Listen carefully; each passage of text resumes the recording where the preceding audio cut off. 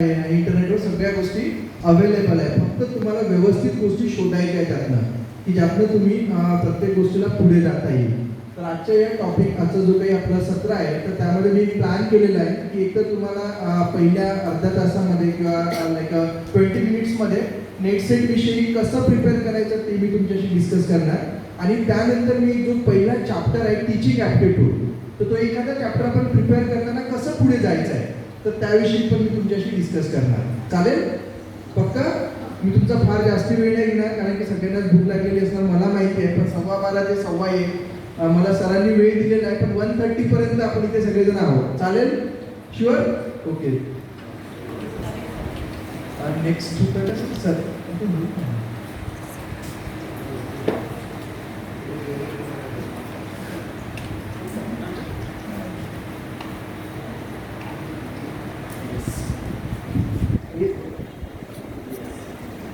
तर सगळ्यात पहिली गोष्ट जी आहे की आपण पेपर 1 का प्रिपेअर करायचा.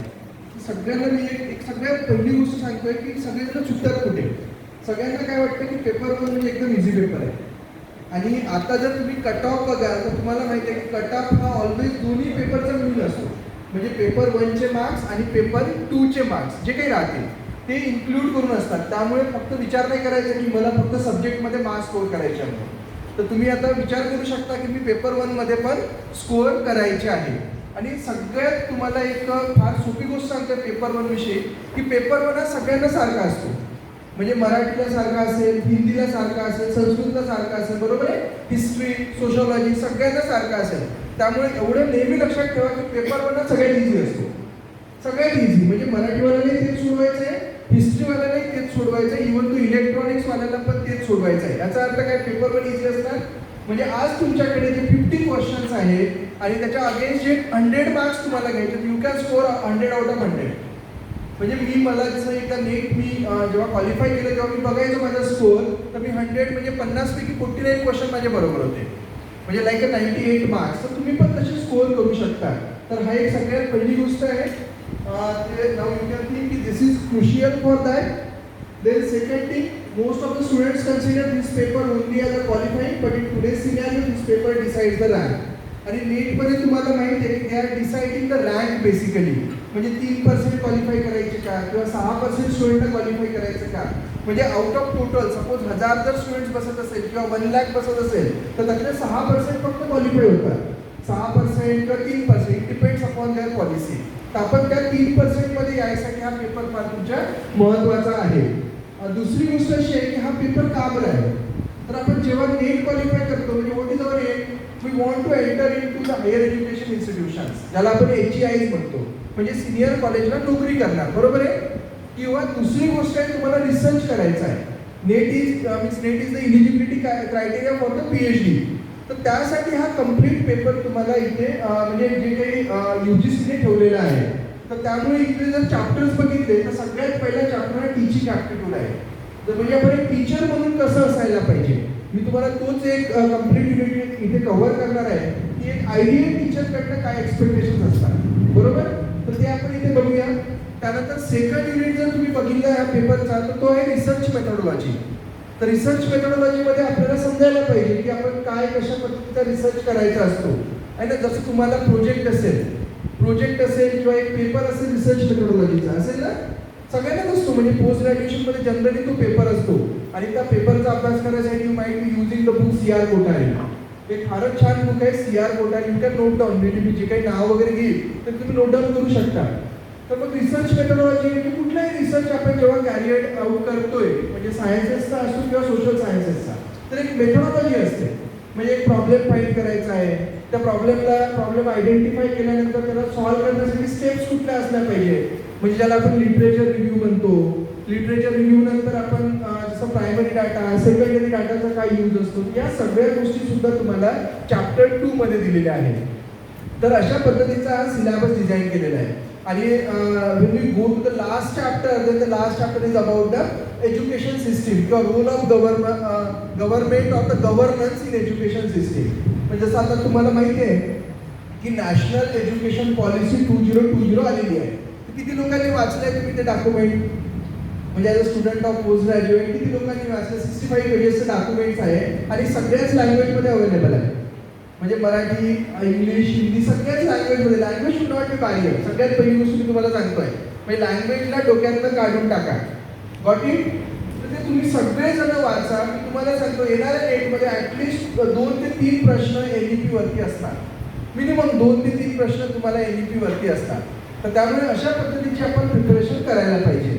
त्यानंतर you can see some cognitive abilities are expected from teachers and they are tested. Cognitive म्हणजे काय? नॉलेज. म्हणजे तुम्हाला 3 गोष्टी पाहिजे असतात. जर तुम्ही टीचिंग प्रोफेशनमध्ये एंटर व्हाल तर तुम्ही नेहमी लक्षात ठेवायचं की रिक्वायर्ड 3 थिंग्स. पहिली गोष्ट काय पाहिजे? तुम्हाला नॉलेज पाहिजे ना. आणि दिस एक्झाम टेस्ट युअर नॉलेज. म्हणजे तुम्हाला नॉलेज आहे का? कारण की सिलेबस आहे, तुम्हाला पर्टिक्युलर सिलेबस आहे. तो सिलेबस तुमच्या टेस्ट कुठल्या पेपरमध्ये करणार? पेपर 2 मध्ये, not in paper 1. But paper 1 मध्ये या 2 गोष्टी आणखी लागतात, ज्याला आपण स्किल आणि ॲटिट्यूड म्हणतो. एक ॲज अ टीचर तुमच्यामध्ये काय स्किल असायला पाहिजे. आणि म्हणूनच तिथे क्वांटिटेटिव्ह ॲप्टिट्यूड नावाचं पण चॅप्टर तिथे आहे, रिझनिंग नावाचं पण चॅप्टर आहे, डाटा इंटरप्रिटेशन पण आहे. आता हे का लागतं आपल्याला? मी तुम्हाला सांगितलं की जर तुम्ही टीचिंग प्रोफेशनमध्ये जाल किंवा रिसर्चमध्ये जाल तर तुम्हाला डाटा इंटरप्रिट करायचा आहे.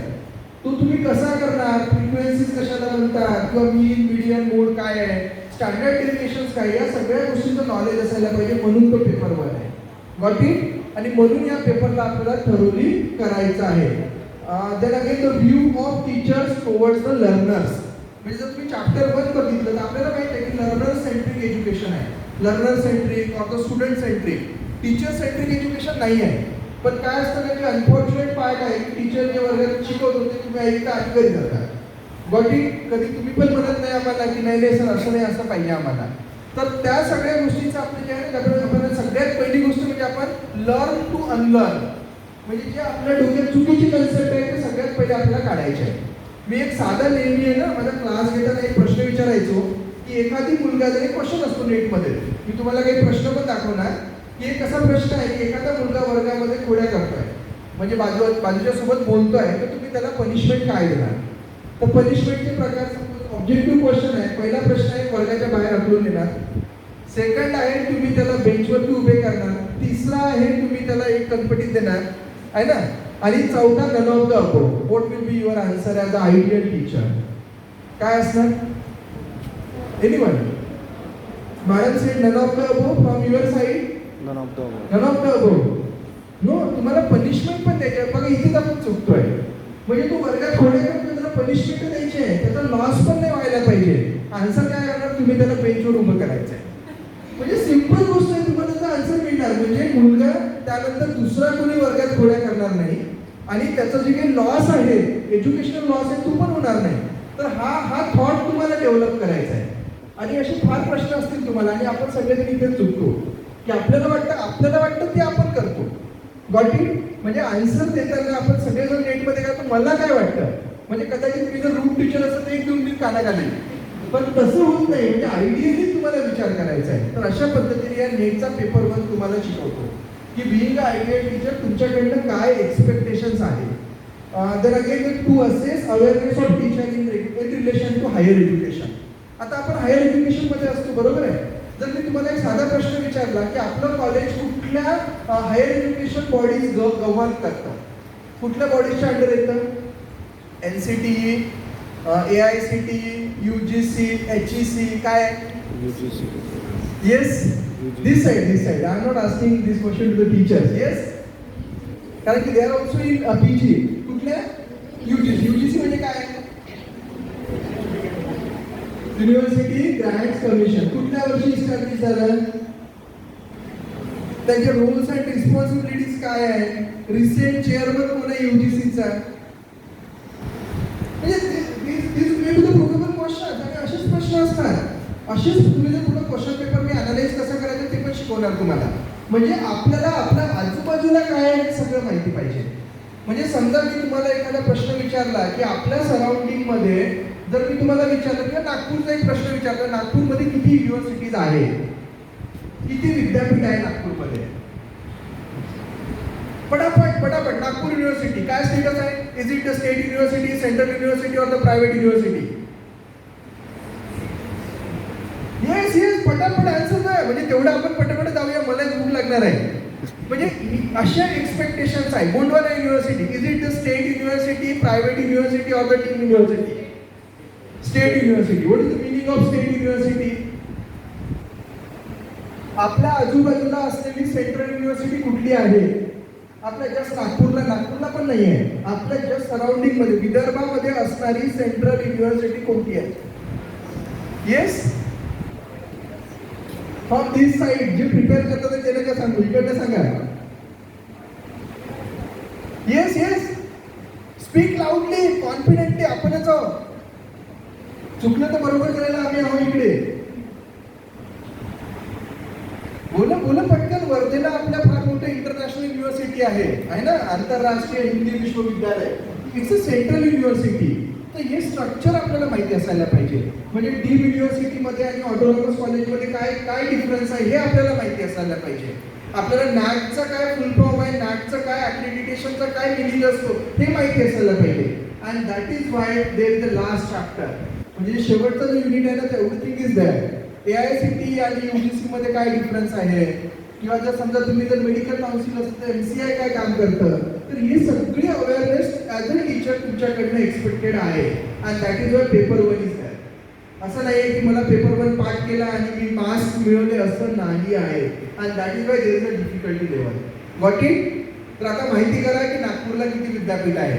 नागपूरला नागपूर युनिव्हर्सिटी आहे. अजून पुन्हा रायसोनी युनिव्हर्सिटी नागपूरला नाही आहे. Private university.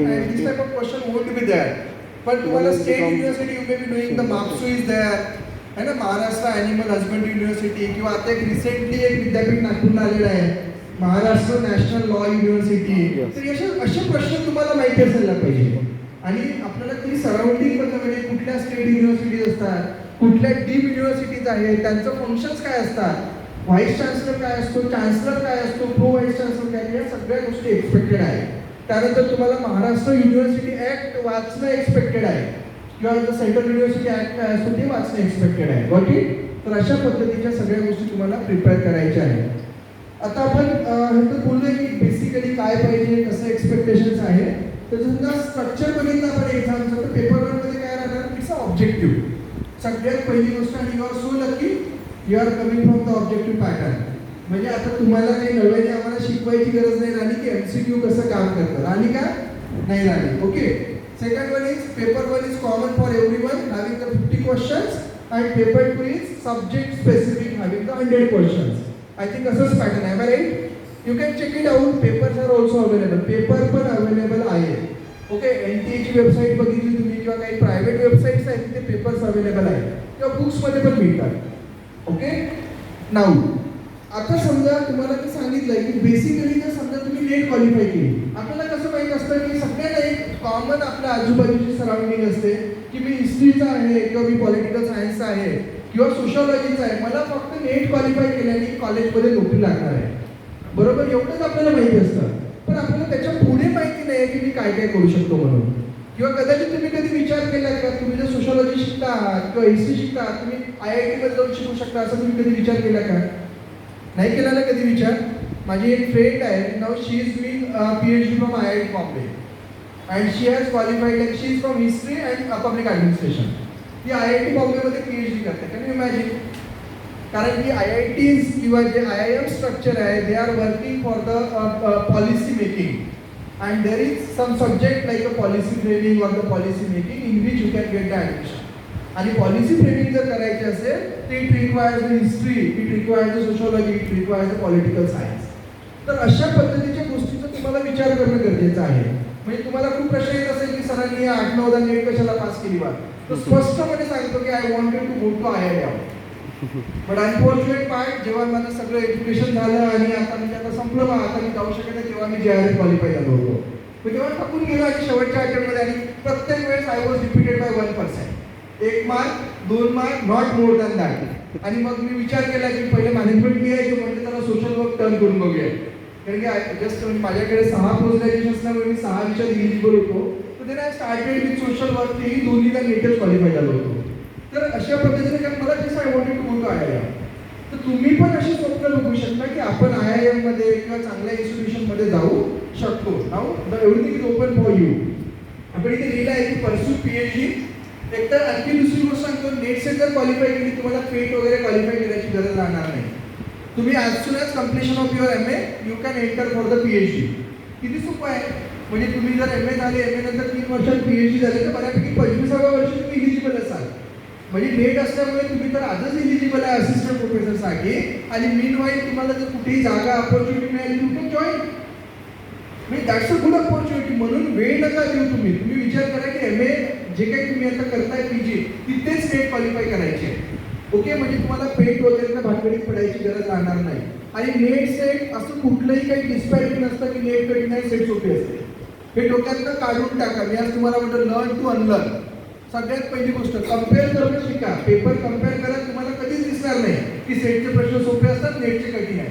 हे जे रिलेटिव्ह गोष्टी आहे या, म्हणजे मला काय कठीण वाटतं, मला काय सोपं वाटतं, माझं परसेप्शन आहे किंवा माझं जे काही सराउंडिंग आहे I am influence by them, nothing else.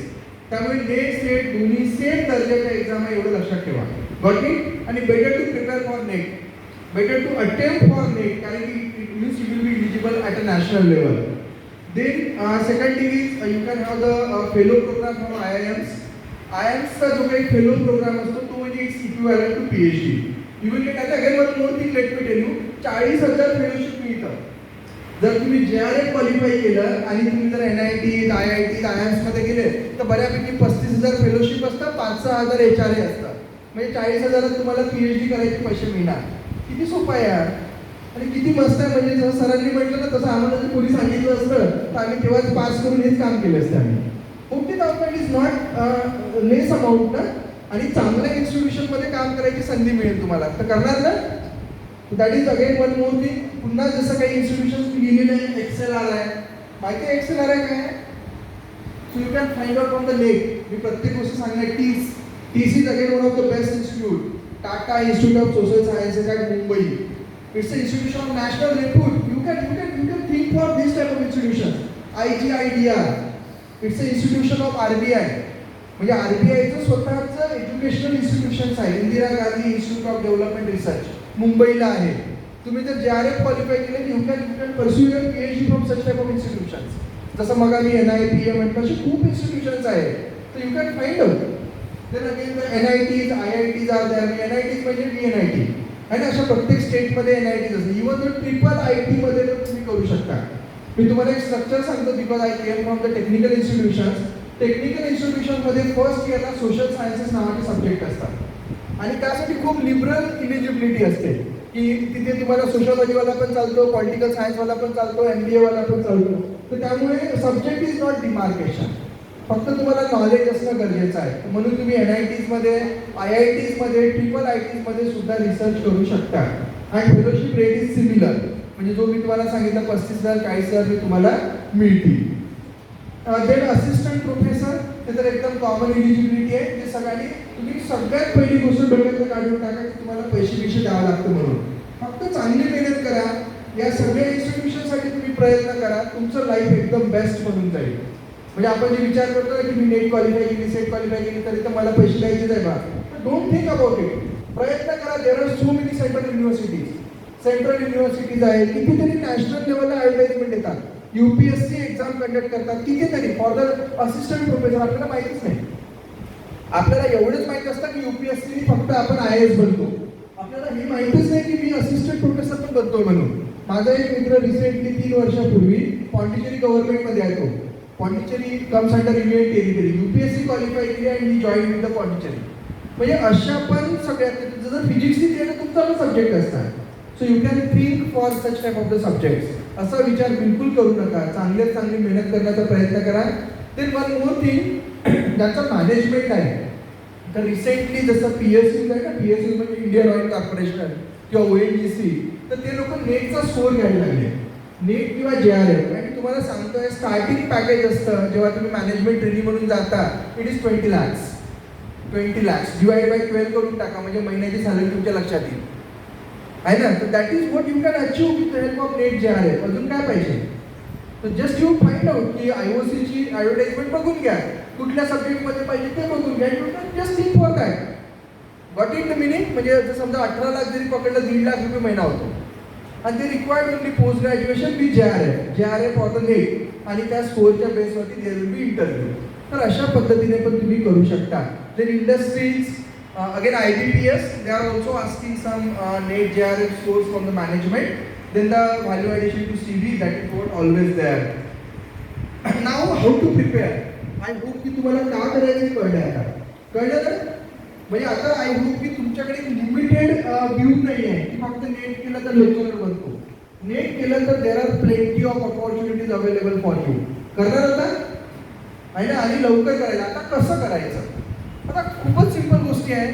सगळ्यात पहिलं काम करा, ज्यांना खरंच वाटतं नेट करायचं आहे, घरी जा, तुमच्याच विषयाचं, मी तुम्हाला तुमच्याच विषयापासून सांगतोय. म्हणजे मी आतापर्यंत जसं काल सरांची सहज डिस्कस करताना सांगितलं की मी आजपर्यंत जे गाईड केले ना स्टुडंट्सला, they are from music, geography, history, management, Marathi, आणि हे सगळे पास झाले.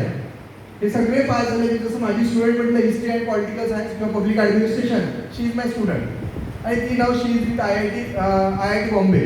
म्हणजे अशा पद्धतीने subject is not the demarcation. आता मी टेक्निक सांगतो काय करायचं तर आता इथे नेट क्वालिफाय करायची असेल तर उलटा अभ्यास करणं सुरू करायचा. तर उलटा कसं, आपलं काही एक सवय असते ना, म्हणजे जी आम्हा लोकांना होती. आता तुम्हाला माहित नाही तुम्ही काय करता, तर आम्ही काय करायचो, सगळ्यात पहिले सिलेबस घ्यायचो. आम्ही फार जुन्या जनरेशनल लोक आहोत. आणि त्या सिलेबसची एक एक लाईन, त्याचं लागलेलं पुस्तक ते शोधू वाचून काढायचं. आहे ना? सरांनी पण तुम्हाला असेच अनुभव सांगितले असेल. म्हणजे आम्ही याच जनरेशनमधून आलेले लोक आहोत. त्या सिलेबसच्या लाईन टू लाईन अंडरलाईन करायचा आणि शेवटपर्यंत झालं की नाही हे चेक करायचं. पण नेटमध्ये मी तुम्हाला स्पष्ट सांगतो, असा काही अभ्यास करू नका. असा अभ्यास करू नका. असा जर अभ्यास करायला गेला ना तर मिनिमम तुम्हाला 2 वर्ष 3 वर्ष लागतील एक सब्जेक्टचा अभ्यास करायला. कारण की तू होणारच नाही. तुम्हाला एक एक वेगवेगळे रेफरन्स बुक बघा, पुन्हा काहीतरी वेगळं वाचायची तयारी करा तुम्ही. वाटी म्हणून असं न करता सगळ्यात पहिलं काम करा, एक क्वेश्चन पेपर घ्या.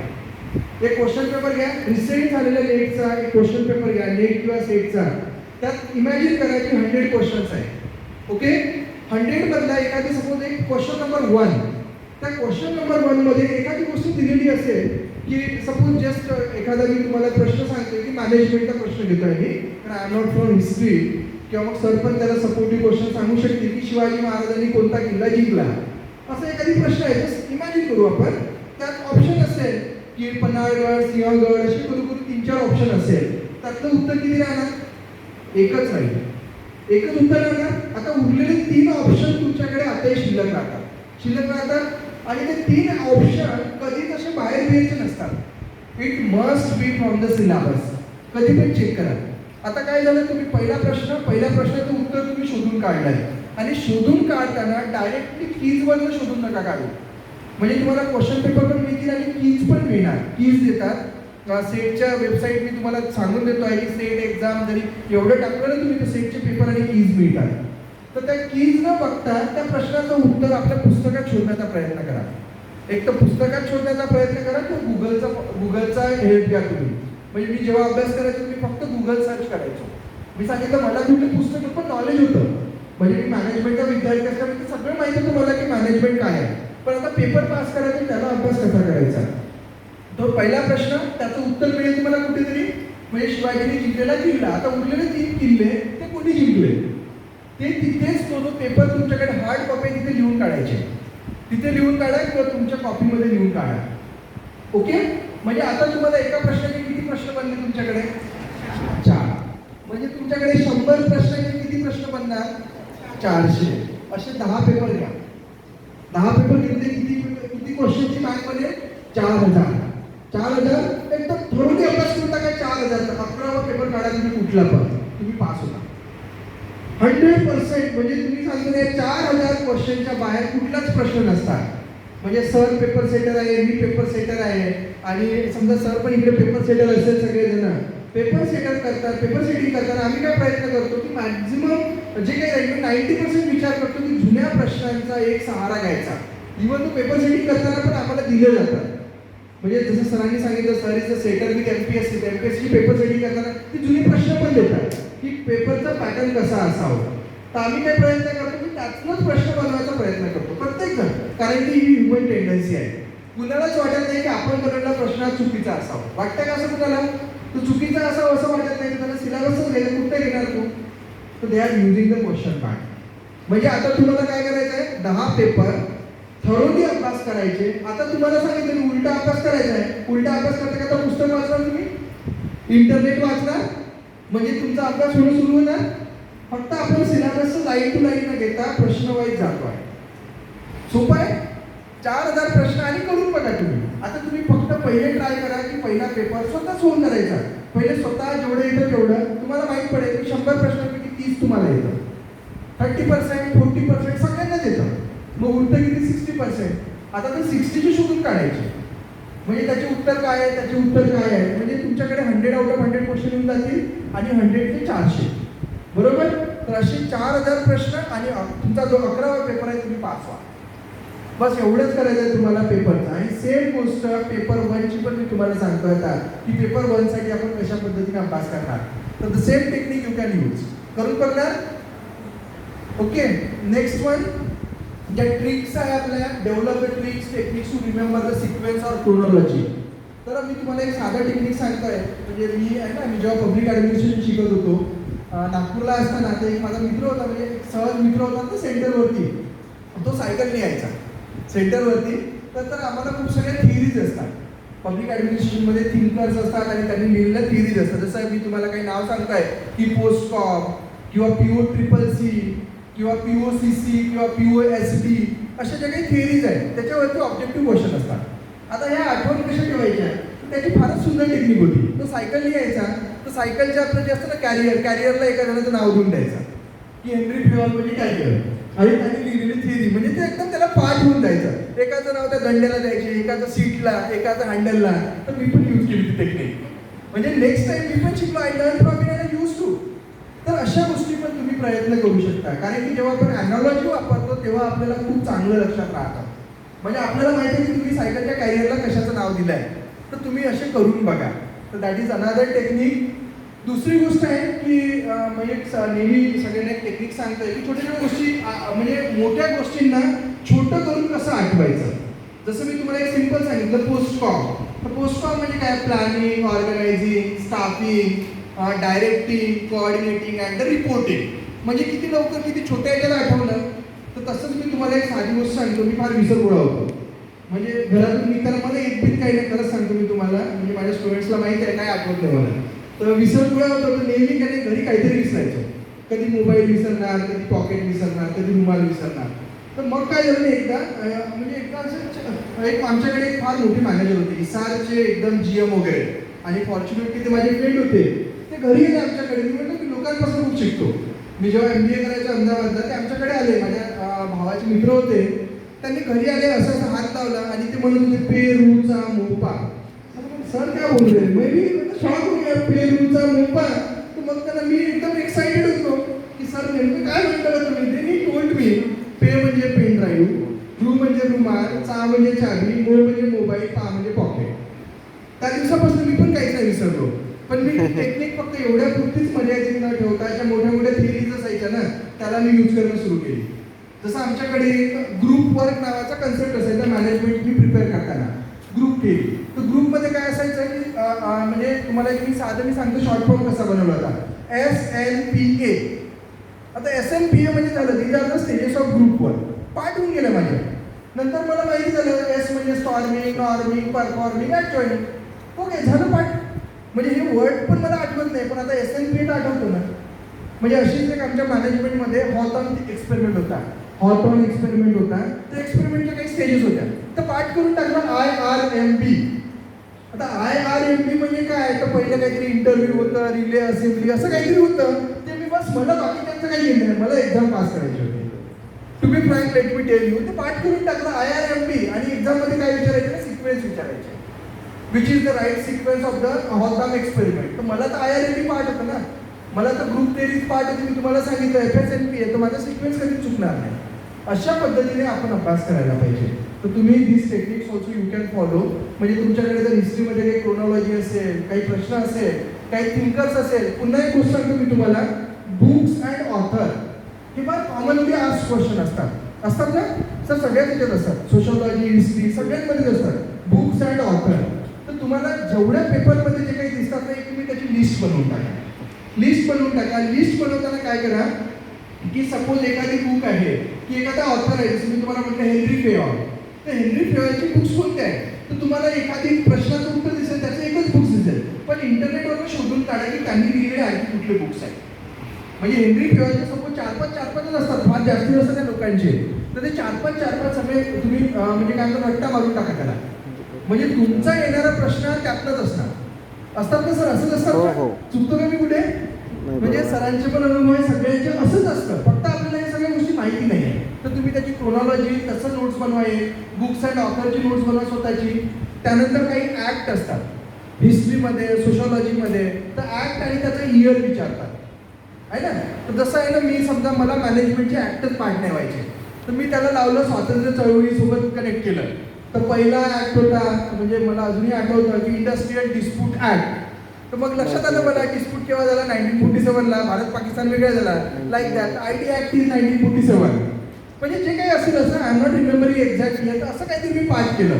मग त्यानंतर एक फॅक्टरी ऍक्ट आला 1948, then like employee state insurance act. असे ऍक्टची गरज पडली मला, तर मी असं काहीतरी करू, म्हणजे त्याला स्वातंत्र्य चळवळ, कोणत्या वर्षी कोणी काय केलं, असं थोडंसं मी डोकं लावलं आणि पाठ करत गेलो. तर even though you can follow this type of the techniques, तर तुमच्या त्या कामी येतील, तुमच्या सब्जेक्टनुसार काही चेंज होतील. इवन दो तुम्ही कधी जर तुम्हाला वेळ मिळाला तर you can come down to my cabin, एखादी पेपर घेऊन या नेटचा, मी तुम्हाला गाईड करेन की त्याला आपण कसं अभ्यास करायचा ते.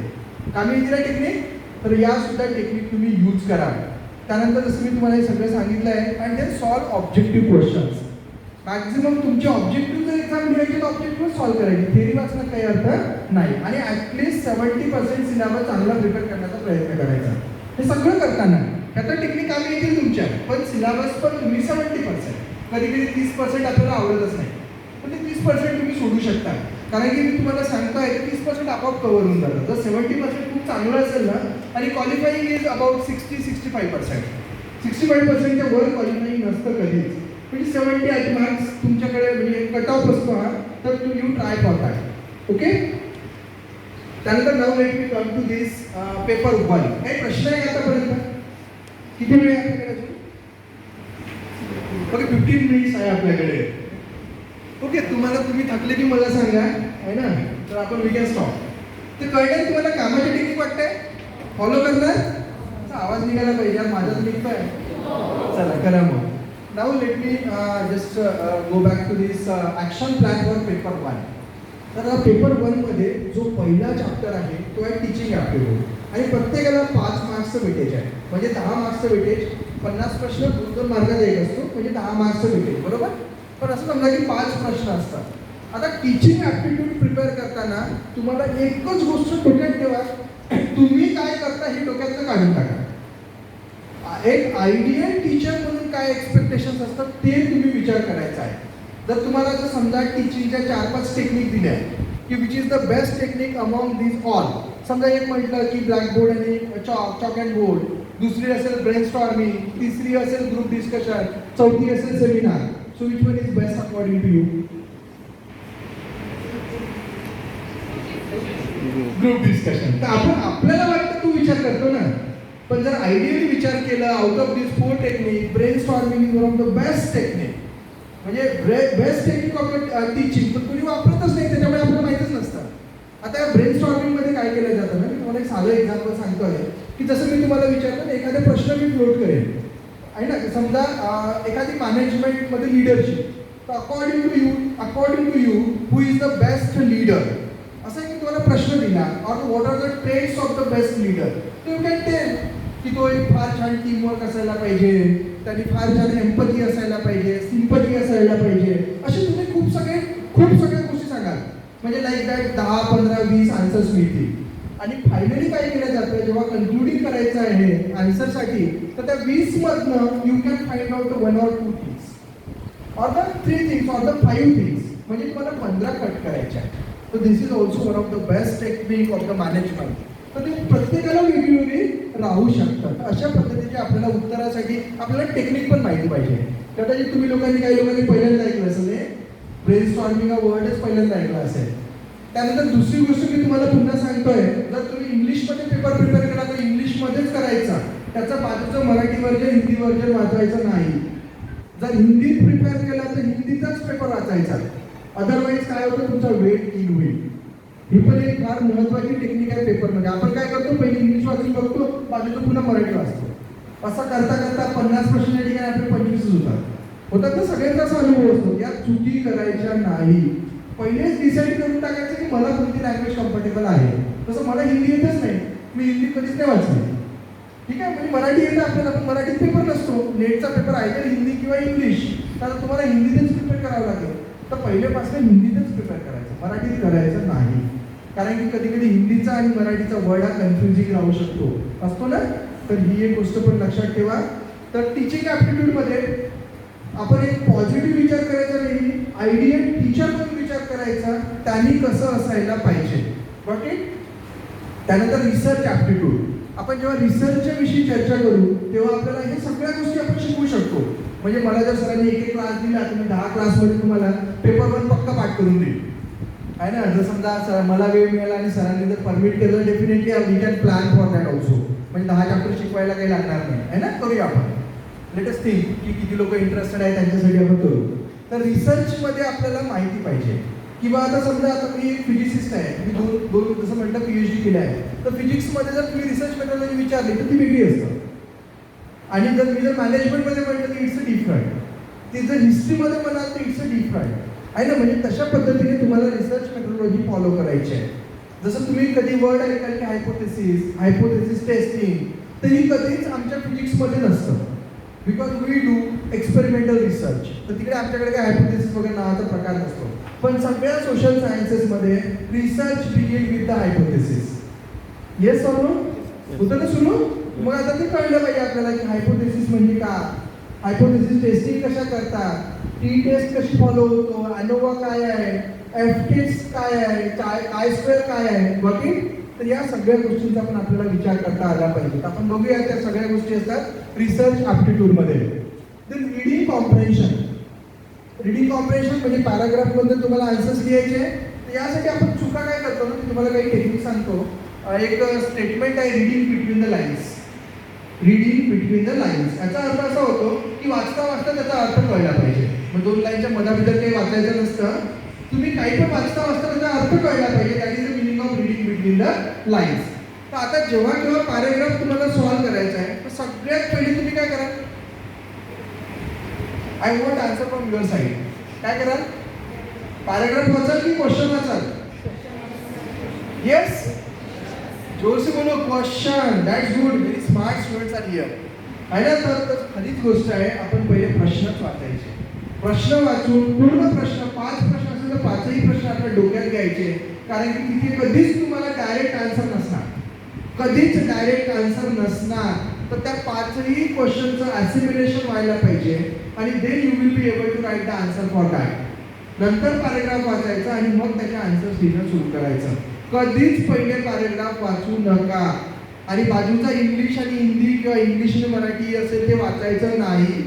इंग्लिश वाचलात इंग्लिश, मराठी असेल तर मराठी, हिंदी जे वाचला तो दुसरा वाचायचा नाही. Got it? तर this is what all about reading comprehension. याच्याविषयी काही खूप जास्ती राहत नाही. थोड्याच टेक्निक, थोडीशी प्रॅक्टिस करा, तुम्हाला ती येऊन जाते. त्यानंतर आहे कम्युनिकेशन. तर कम्युनिकेशनमध्ये तुमची जे आहे ना, तुम्ही आउट ऑफ आउट मार्क्स देऊ शकता. म्हणजे कम्युनिकेशनचे टाइप्स ऑफ कम्युनिकेशन आहे ना. म्हणजे डायरेक्ट कम्युनिकेशन आहे, रिटन आहे, ओरल आहे, व्हर्बल आहे, किंवा फेशियल एक्सप्रेशन कुठे येतात, किंवा तुम्हाला एक नवीन कम्युनिकेशनचा टाईप सांगतो, ग्रेप वाईन. खूपदा प्रश्न असतो, can anyone tell me what do you mean by the grape wine communication? Grape wine माहिती आहे सगळ्यांना, विचारलं सांगेल. ग्रेप वाईन कम्युनिकेशन म्हणजे काय, ऐकलं का कधी तुम्ही? Yes yes no? नाही, it's not. Grapevine it's a type of communication आणि इट्स अबाउट लाईक आहे ना, जसं फार मोठ्या ऑर्गनायझेशन असतात तर त्यांना जर सपोज एखादी गोष्ट घडून असेल आणायची असेल जी डायरेक्ट सांगायची नाही आहे ना, but it's a humour, it's not official, तर ते एखाद्याला सांगून देतील आणि सांगू नको म्हणतील. म्हणजे तो पुन्हा दुसऱ्याला सांगतो, तो त्याला सांगतो सांगू नको. तो तिसरा, this type of communication is called as a grep wine communication and this is mostly preferred communication in industry. Mostly preferred communication. पता ही नहीं चलेगा तुमको ग्रेप वाइन से कौन सा मैसेज किसके पास चला गया और उसका कोई रिलीवेंस नहीं रहता है. तर यावरती पण प्रश्न असतो. तर हा मी यासाठी तुम्हाला आवर्जून सांगितलं की त्याचा शब्दशः मिनिंग कधी कळत नाही आपल्याला. तर अशा पद्धतीचे पण प्रश्न तुम्ही प्रिपेअर करा. त्यानंतर कम्युनिकेशनचं मीन्स ऑफ कम्युनिकेशन म्हणजे सेंडर रिसिव्हर ते जे आहे ना, असं तुम्ही सगळं आपण टेक्निकली आपण बघू शकतो. म्हणजे मध्ये तुमचं चॅनल म्हणजे कसं काम करतं, त्याचा सिक्वेन्स कोणता, असे एकदम फालतू प्रश्न असतात. म्हणजे ते एकदम फालतू, म्हणजे कम्युनिकेशनवर काही फार डिफिकल्ट प्रश्न असतात. That also you can. त्यानंतर कम्युनिकेशन सोबतच आपण बघतोय की मॅथमॅटिकल रिझनिंग. मॅथमॅटिकल रिझनिंगमध्ये आहे ना, थोड्याशा काही काही गोष्टी टेक्निक असतात. जसं स्क्वेअरिंग आहे, तर स्क्वेअरिंगच्या छोट्या मोठ्या टेक्निक म्हणजे पाठ करून टाकायच्या का समजून घ्यायच्या. म्हणजे समजा at the end of the जसं आहे की 5, 15, 25, 35 अशा याचा स्क्वेअर कसा करायचा, आपण पटापट करता आला पाहिजे. म्हणजे 25 आहे तर 5 25, 2च्या नंतरचा नंबर 3 म्हणजे 625 होणार मग. आणि म्हणजे अशा टेक्निक आपल्याला जर आल्या तर आपण त्याला फार म्हणजे तिकडचा वेळ वाचवू शकतो. त्यानंतर आपण जसं हे काढतो मीन काढतो किंवा आहे ना कोणाचा मध्य काढतो आपण, तर कसं काढायचं त्याच्यामध्ये फार सोप्या टेक्निक आहे. पर्सेंटेजच्या टेक्निक्स आहेत, तर त्या आपण कधी वेळ मिळाला तर definitely I will teach you, तर त्याचा फॉलो करू शकतो आपण. त्यानंतर जर रिझनिंग बघितलं, रिझनिंगमध्ये लॉजिकल रिझनिंगमध्ये सिक्वेन्स असतो. ABCD आहे ना, तर सगळ्यात पहिले काय करायचं ना, की जसं एक पेपर मिळतो तुम्हाला, तर ABCD पूर्ण लिहून टाकायची. ती M पर्यंत लिहायची, पूर्ण नाही लिहायची. आणि एमच्या वरती 1, 2, 3, 4 असं 13 पर्यंत लिहायचे. एमच्या खाली N पासून उलटी लिहिणं सुरू करायची. उलटी म्हणजे NMNOPQRST वगैरे असं, आणि खाली 14 पासून लेटर लिहायचे. तर खूप ठिकाणी प्रश्न असतो की नंबरिंग आणि कोड त्याला मॅच करायचं. तुम्हाला त्यापासून खूप सोपं होतं. किंवा एक इजोटी म्हणून पण आम्ही लोक लक्षात ठेवायचं. इजोटी म्हणजे E is the 5th letter, J is the like 10 है ना, O is like 15, T is like असं जे काही असेल ते 20 and 25. तर असं पण तुम्ही ते छोटे छोटे टेक्निक असतात त्यांना तुम्ही फॉलो करा लक्षात. मग त्यानंतर क्रॉस आहे का, सरळ आहे का, उलट आहे का, ऊर्ध्वदिगीय बाण आहे का, तसे खूप सारे टेक्निक असतात, तर त्या पण आपण करू शकतो. तर this is all about the logical reasoning. ते तुम्ही प्रिपेअर करू शकता. ते डाटा इंटरप्रिटेशन. डाटा इंटरप्रिटेशन फार महत्त्वाची गोष्ट असते. ते आपण सगळेजण आहे ना आर्टमध्ये सगळे सोडून देतात. सगळेजण सोडतात. हे मधले 2-3 चॅप्टर आहे ना कुणालाच प्रिपेअर करायचे नसतात. For them this paper is of only 35 marks. म्हणजे मी सांगितलं ना, माझ्याकडे जेवढे लोक यायचे, सर ये मग पडावं बोले, भाई मला येई पडत तुम्ही क्वालिफाय हो जाओगे. आणि त्यांना आम्ही खूप प्रयत्न केले. आम्ही पेपर्स, मी सांगितलं फक्त 10 पेपर मी त्यांना शिकवले होते. 10 क्वेश्चन पेपर, आणि त्यांनी सगळ्यांनी पास केली एक्झाम. म्हणजे music, geography, you can't imagine. त्यांचा तर प्रश्नच नसतो, बट दे हॅव क्वालिफाईड. तर तुम्ही पण करू शकता. हे आपण करूया. डाटा इंटरप्रिटेशन सोप्या पद्धतीने कसं करतो आपण, किंवा ते क्वेश्चन बघूनच आपल्याला आन्सर कसं लिहिता येईल ते पण आपण करता येईल. त्यानंतर ICT, information and communication technology, जी आपण आता सगळं गुगल मीट, झूम, ते पहिलेच्या काळात नव्हतं, पण आता नाव इट इज अवेलेबल. तर त्यावरती पण खूप सगळे प्रश्न असतात. तर ICT नंतर त्यामध्ये काही प्रश्न असे असतात की आपण जसं बघतो मूक म्हणजे काय, MOOC काय असतं. मूक म्हणजे मूक कोर्सेस. हा खूप काही प्रश्न आलेला आहे. काय असतात, मॅसिव्ह ओपन ऑनलाईन कोर्सेस. आता कोणता असतो का, यासाठी कोणते प्लॅटफॉर्म्स आहेत. तर गव्हर्नमेंट ऑफ इंडियाचा कोणता प्लॅटफॉर्म आहे, MCL. येस. कुठला प्लॅटफॉर्म आहे, MKCL. कुठला प्लॅटफॉर्म म्हणून government of India along with so many premier institution they have prepared the book. Swayam त्यांचं स्वयंचा नॉनफॉर्म काय, स्टडी वेब स्पॉट, ते पण बघून घ्या. त्याचे प्रश्न बघितले मी. तर असं छोट्या गोष्टींचा विचार करायचा आहे. स्वयं इज देअर, म्हणजे हा गव्हर्नमेंट ऑफ इंडियाचा प्लॅटफॉर्म आहे. पण असेच इंटरनॅशनल प्लॅटफॉर्म आहे. EDX आहे, काही प्रायव्हेट प्लॅटफॉर्म आहे का, Coursera, Udemy, UMFLUING, IIT Bombay is there. तर असे खूप सगळे this is the means of ICT. तर असे आपल्याला माहिती पाहिजे की कुठला प्लॅटफॉर्म, कुठला कोर्स काय आहे, किंवा जर समजा स्वयंमध्ये कुठले काय म्हणता येईल आपल्याला इन्स्टिट्यूशन्स पार्टिसिपेशन्स आहे ना. म्हणजे UGC is there, then the like AICT is the partner of the Swayam. असं बघून घ्यायचं की there are only 7 partners. Like IGNOU is one of the partner. त्यातलं विचारतील तुम्हाला की who is the partner with the Swayam. तर त्यातलं एक कोणतं तरी 3 वेगळेच काय ते सांगतील. जर सरांनी म्हटलं MKCL वगैरे असं, ते तुम्हाला असं वाटतं की ते असतात, पण ते नाही राहत. म्हणून ते 7 पाठ करून टाकायचे आपण. त्या 7च्या व्यतिरिक्त आठवण नसणारच आहे. Got it. तर अशा पद्धतीने प्रिपेअर करायचं आहे. Then people and environment, there are some questions like a Chipko movement काय, सुंदरलाल बहुगुणा लाईक, असे प्रश्न नेहमीच असतात. दुसरं white revolution, by Verghese Kurien. तर असे प्रश्न पण तुम्हाला खूपदा दिसेल. मेधा पाटकरची मुवमेंट, असे कॉमनली रिपीटेडली प्रश्न असतात किंवा कार्बन क्रेडिट. तर असे प्रश्न एकदम पाठ करून टाकायचे. काही काही प्रश्न असतात. मी एक प्रश्न बघितला होता की 3-4 कॅलॅमिटीज, नॅचरल कॅलॅमिटीज, या 4 कॅलॅमिटीपैकी कुठल्या याने जास्तीत जास्त म्हणजे उध्वंस होतो किंवा विध्वंस होतो, जे काही आहे असं म्हणतात. अर्थक्वेक, त्यानंतर त्यांनी फ्लड, असे 3-4 दिलेले असतात. तर आपण आपल्याला फाइंड आउट करायचं आहे की which one makes like that. तर त्याचे मग कीज बघून घ्यायचे की गव्हर्नमेंट दिलेला आन्सर यू कॅन क्लेम की मी दिलेला आन्सर माझा राईट आहे. तर म्हणून ते क्वेश्चन सोबत प्रिपेअर करा. त्यानंतर आहे higher education system, governance, policy and administration.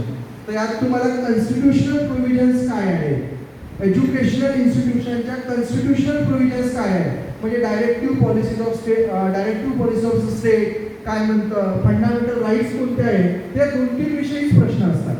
म्हणजे काय पूर्ण कॉन्स्टिट्यूशन आपण वाचू शकणार नाही, पण या 3-4 गोष्टी ज्या फंडामेंटल राईट्स आहे, एज्युकेशन कुठल्या लिस्टमध्ये आहे, स्टेट लिस्टमध्ये आहे किंवा सेंट्रल लिस्टमध्ये आहे किंवा कॉन्करंट लिस्टमध्ये आहे, एकदम कॉमनली आज क्वेश्चन आहे. कुठल्या लिस्टमध्ये आहे, state, central or the concurrent. कॉन्करंटचा अर्थ काय होतो की ज्या लिस्टमध्ये दोन्ही आयटम्स इन्क्लुडेड आहेत आणि आपल्याला स्टेट आणि सेंट्रल. तर मग education is the part of both आहे ना. म्हणजे आपल्याकडे महाराष्ट्र युनिव्हर्सिटी ऍक्ट पण आहे आणि UGC पण आहे, म्हणजे आपण दोघांनाही फॉलो करतो ना. म्हणजे याचा earth it comes under the concurrent list. It is the part of state list, it is the part of central list, but it is the part of concurrent also. तर असा अभ्यास आपल्याला करणं एक्सपेक्टेड आहे. तर करणार असं, these are the 10 chapters. 10 chapters विषयी एकदम व्यवस्थित विचार करा. जसंही आपल्याला मी म्हटलं की वेळ मिळेल तर आपण बघूया चॅप्टर बाय चॅप्टर आपल्याला आणखी कसं डीपमध्ये जाता येईल. माझ्याकडे मी 5 मिनिट घेतोय तुमचे, 1-2 क्वेश्चन दाखवतो, त्याचा आपण आन्सर्स बघूया, चालेल आहे ना. मी हे सगळं पुढे लिहितोय आता. दीज आर द सक्सेस मंत्र you can follow. You can believe in your self आहे ना, स्वतःवरती विश्वास ठेवा. You can qualify the exam. बिलकुल आजूबाजूचं ऐकू नका खूप कठीण आहे म्हणून, आमचं ऐकू नका. मी तर तुम्हाला पहिलेच सांगितलं, एकदम सगळ्यात सोपी एक्झाम वाटली मला.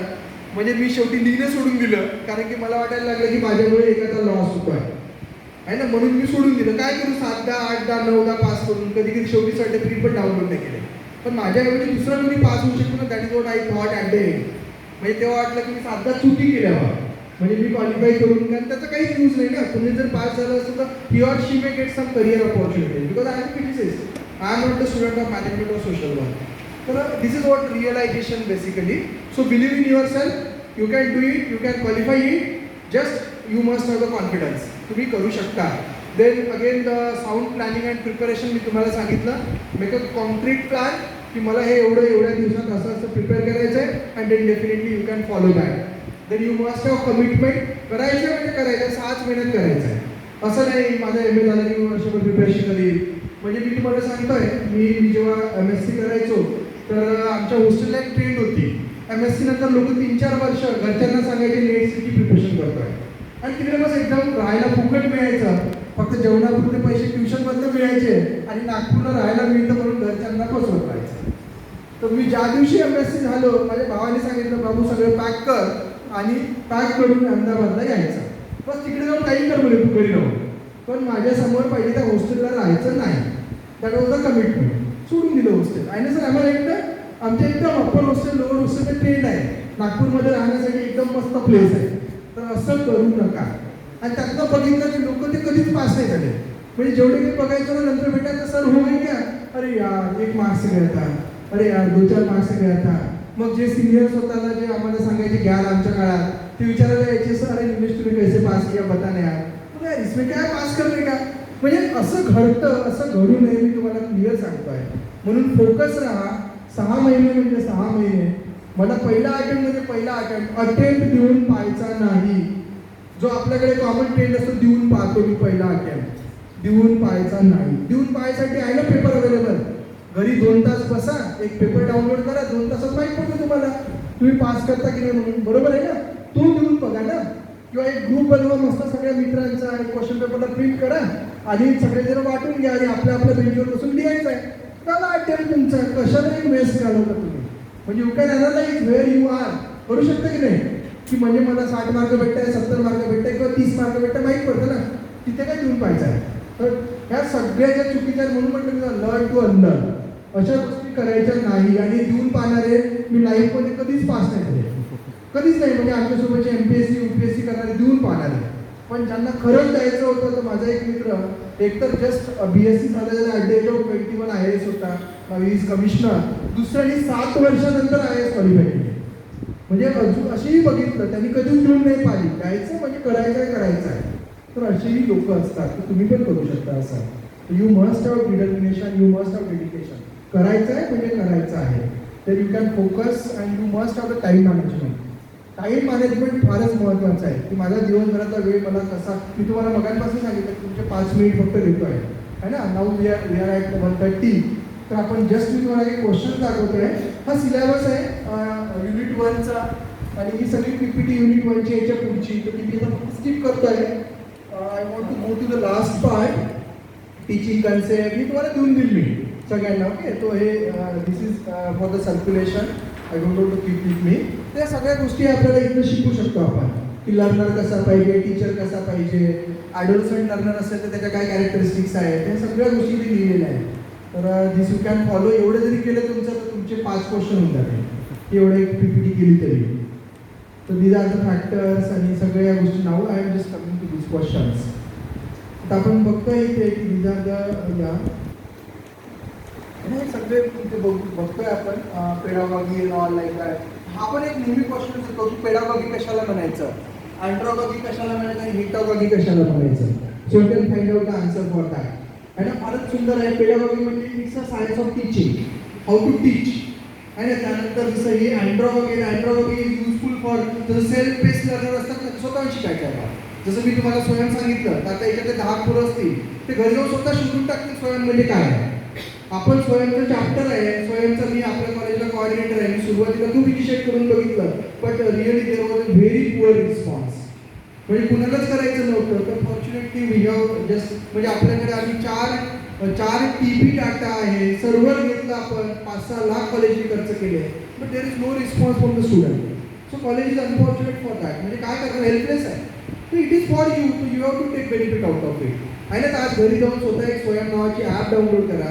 You can check it out. तुमचेच कोर्सेस दिसतील तुम्हाला सुंदर, आणि you can follow these courses. Even though you must get certificates from the IIT, IIMs or some of the best institutions. तर हे सुद्धा करू शकता. तर दिस इज कॉल्ड एज अँड्रॉगॉगी. म्हणजे अँड्रॉगॉगी म्हणजे काय, स्वतः तुम्ही लर्निंग करता. Then there is a heterogogy also. It's advanced to androgogy. You can just follow this all. And this is what स्वयंजी मी तुम्हाला सांगत होतो आतापर्यंत. So these are the coordinators, national coordinates. 9 coordinates are there. मी तुम्हाला बघा 7 म्हटलं होतं, बरोबर. These are the coordinators. तर यातले प्रश्न मी खूपदा बघितले की कोणतं आहे म्हणून. And these are the benefits. And you can see हा लॉंग फॉर्म पण विचारला होता. खूपदा लॉंग फॉर्म पण विचारतात, इकडचं तिकडे वर्ड करतात आणि विचारतात. This is the long form, study waves of active learning for young aspiring minds. This is the long form of Swayam. तर हाही प्रश्न असतो. म्हणजे आपणच इमॅजिन करायला पाहिजे ना कुठले प्रश्न येऊ शकतात म्हणून. So this are the benefits. You can see this is local chapter we have. जर तुम्हाला वाटतं इथं सगळे मोटिवेट होऊन काही कोर्सेस करायचे, you can connect with me. I can give you, I can help you how to go ahead and all like that. So this is again the channels of the government, Swayam Prabha. यावरती पण प्रश्न असतात. Then MOOC already I told you. Now just we are coming to this last part of this. This is the PPT. You can use this. So evaluation वरती पण प्रश्न असतो. मी तुम्हाला just सांगतोय कारण तुम्ही आता जस्ट एक्झामला पण अपियर व्हाल. There are 2 types of evaluation. One is the formative, another one is summative. आता फॉर्मेटिव्ह कशाला म्हणायचं, मी आता तुमच्याशी इथे चर्चा करतोय. चर्चा करता मी तुम्हाला काही प्रश्न विचारतो, त्या प्रश्नाची तर तुम्ही उत्तर देता काय, बरोबर आहे.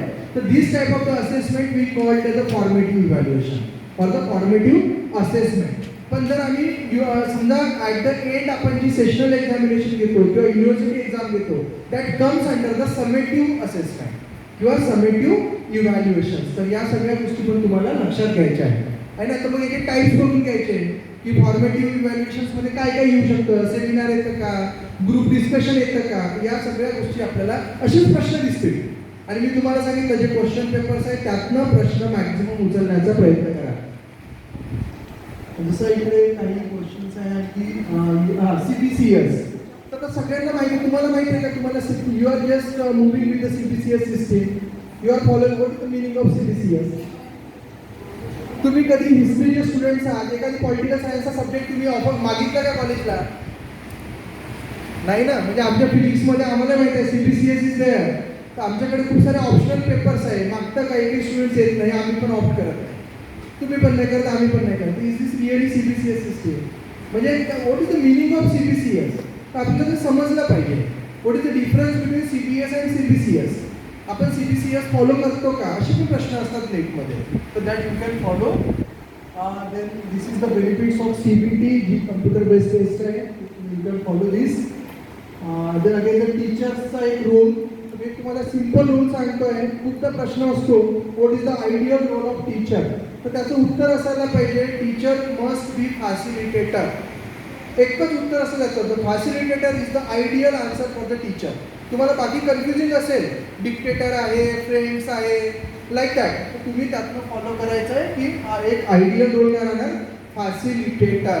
कारण की we are, and again one more thing, NET SET लिहिताना तुम्हाला नेहमी विचार करायचा आहे की you are the teacher of higher education. You are the teacher of higher education institutions, not the primary teachers. तर प्रायमरी टीचरच्या व्ह्यूजनी विचार करायचा नाही. कधी कधी तुम्हाला वाटेल की त्यांच्या व्ह्यूजनी ते उत्तर बरोबर आहे, पण तुमच्या व्ह्यूजनी नसतं. तर that is what this particular exam want to test from your side. Got it? So this is what again the Bloom's taxonomy. यावरती पण प्रश्न असतो याच्या स्टेजेसवरती. 2 मिनिट घेतोय. These are the levels of Bloom's taxonomy. These are the expected levels and the expected outcome of every education system. That must be beginning from the knowledge, then comprehension, then application, analysis, synthesis and evaluation. तर याच्यावरती पण प्रश्न येतो की highest order of the Bloom's taxonomy is, which is the highest order of Bloom's taxonomy. तर तुम्हाला जर हे माहिती असेल तर you can write the evaluation is the highest order, like that. तर अशा पण तुम्हाला उत्तरं लिहिता येईल. तर मी तुम्हाला काही जस्ट MCQ दाखवत आहे. तर आणखी एक तुम्हाला महत्त्वाची सूचना सांगतो सगळ्यांना. MCQ बघताना हे आहे ना, नॉट असे जे काही वर्ड दिसतात, तर that is there always for making the confusion. तर पहिले त्याला अंडरलाईन करायचे. म्हणजे ही तर मी केली असं कधीच नसणार पेपरमध्ये. पेपरमध्ये नॉटला कधी इटॅलिक पण नाही करणार, कारण की that like a means paper setter want to make you confuse. तर म्हणून पण आपण एकच काम करायचं, नॉट दिसलं की त्याला पहिले म्हणजे अंडरलाईन करून टाकायची पटकन आणि त्यावरती फोकस करून त्याचं उत्तर लिहायचं. आपण त्यावरती फोकस न करता पण नॉट इमॅजिन नाही करून आपण उत्तर लिहितो आणि म्हणून चुकतो. तसं इथे प्रश्न आहे, which of the following does not belong to a projected aid. So answer is like overhead projector, blackboard, EPDR scope, slide projector. आपल्याला EPDR scope कधी कधी माहीतच नसतं. So which one is not the projected aid? Yes, पटकन blackboard आहे ना. तो म्हणजे like that, because these all can be used for the projection. आता जसं आपण इथे यूज केलेलं आहे, it's a LCD projector किंवा DLP. There are types of the projectors so that you can see. Now next question is, for a teacher, which of the following methods would be correct for writing on the blackboard? है ना, किती छान प्रश्न आहे. म्हणजे writing fast and as clearly as possible, writing the matter first and then asking students to read it, then asking a question to students and then writing the answer as stated by them, then writing the important points as clearly as possible. Which one is the correct answer? Yes? पटकन बोला. सगळ्यांना भूक लागली आहे, मलाही माहिती. आवाज नाही निघत का?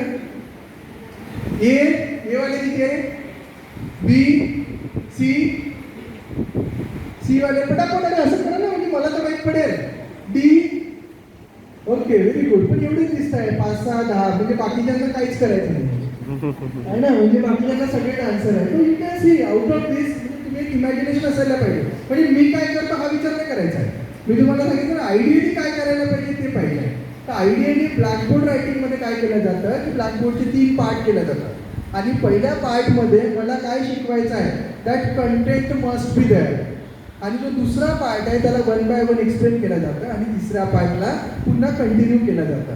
म्हणजे याचा अर्थ आन्सर काय राहणार, writing the important points as clearly as possible. म्हणजे वरचा आन्सर नाही राहणार आपले आहे ना. तर ते कन्फ्यूज नाही व्हायचं, आपल्याला थोडं आयडियल मी म्हणतो ना पहिलेच मी काय करतो हा विचार नाही करायचा. म्हणजे मी पण कधीच नाही लिहित तसा टू बी फ्रँक, म्हणजे बोर्डच कमी लिहितो तसाही. तर